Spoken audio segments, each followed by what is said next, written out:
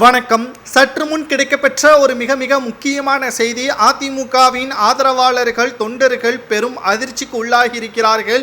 எடப்பாடி பழனிசாமி அவர்களுக்கு திடீரென்று மாரடைப்பின் காரணமாக அப்பல்லோ மருத்துவமனையில் அனுமதிக்கப்பட்ட செய்தி சமூக வலைதளங்களில் வைரலாக பரவி வருகிறது. ஒட்டுமொத்தமாக எடப்பாடி பழனிசாமியின் வலதுகையாக இருக்கக்கூடிய RP உதயகுமார், தங்கமணி, வேலுமணி இவர்கள் அப்பல்லோ மருத்துவமனையிலேயே இருப்பதாகவும் தற்பொழுது அதிமுகவின் தொண்டர்களுக்கு பேர் அதிர்ச்சியாகவும் தற்பொழுது இந்த செய்தி அமைந்திருக்கிறது. எடப்பாடிக்கு என்ன ஆனது என்பதை தான் இந்த வீடியோவில் முழுமையாக தெளிவாக பார்க்க போகிறோம். குறிப்பாக எடப்பாடி பழனிசாமி அவர்கள் அதிமுகவின் பொதுச் செயலாளராக பொறுப்பேற்றதிலிருந்து தொடர்ச்சியான எதிராக எடப்பாடிக்கு விமர்சனம் வந்து கொண்டுதான் இருந்தது.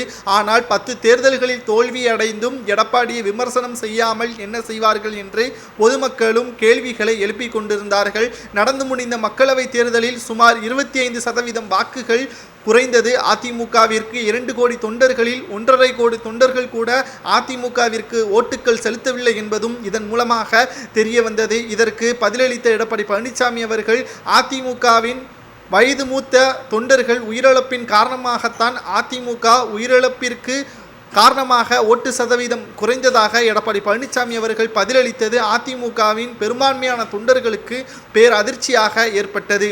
மேலும் நேற்று இரவு அதிமுகவின் நிர்வாகிகளுடன் பேசிக்கொண்டிருக்கும் பொழுது ஏற்கனவே உடல்வலி ஏற்பட்டதன் காரணமாக நேற்று இரவு வீட்டிற்கு சென்றுள்ளார். இந்த நிலையில்தான் காலையில் மீண்டும் அவருக்கு உடல்நிலை சரியில்லாமல் இருந்துள்ளது. மேலும் அவர் திடீரென்று மயங்கி விழுந்துள்ளார். இதனால் அக்கம்பக்கத்தினர்கள் அனைவரும் சேர்ந்து எடப்பாடி பழனிசாமி அவர்களை மருத்துவமனையில் அனுமதித்துள்ளார்கள். இதனால் அவருக்கு பெரிதளவு பாதிப்பு இல்லை என்றும் இன்று மாலையே வீடு திரும்புவார் என்றும், ஆனால் அவர் பொதுவெளியிலோ அதிக அளவு சத்தத்துடன் பேசக்கூடாது என்றும் தெரிவித்திருக்கிறார்கள். மேலும் எடப்பாடி பழனிசாமி அவர்கள் வெளி ஊர் பயணங்கள் அதிக அளவு செய்யக்கூடாது என்றும் மருத்துவர்கள் கூறியிருக்கிறார்கள்.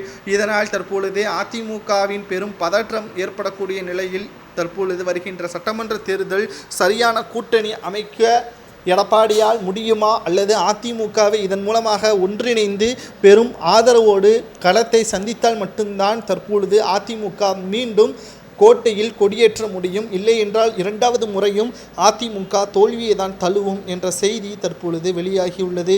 மேலும் தமிழக வெற்றி கழகத்துடன் கூட்டணி வைப்பதற்கான வாய்ப்புகள் இருக்கிறது என்றால் 80 தொகுதிகள் விட்டுக் கொடுக்கக்கூடிய சூழலும் தற்பொழுது உருவாகி இருக்கிறது.